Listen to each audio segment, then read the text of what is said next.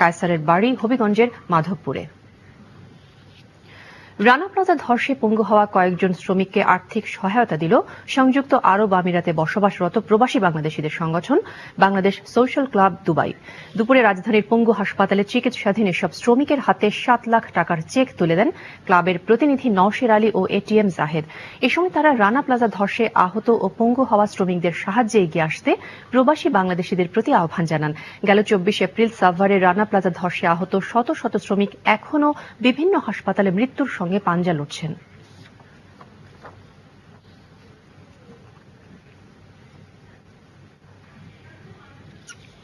এদিকে রানা প্লাজা ধসে আহত গার্মেন্টস শ্রমিকদের প্রতি সাহায্যের হাত বাড়িয়ে দিল উত্তরা লেডিস ক্লাব।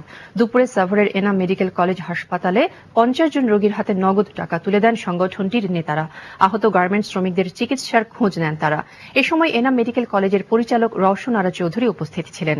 পরে রানা প্লাজা ধসের ঘটনায় ক্ষতিগ্রস্তদের সহায়তায় এগিয়ে আসতে সমাজের বিত্তবানদের প্রতি আহ্বান জানান উত্তরা লেডিস ক্লাবের সভাপতি জাহানারা ইসলাম।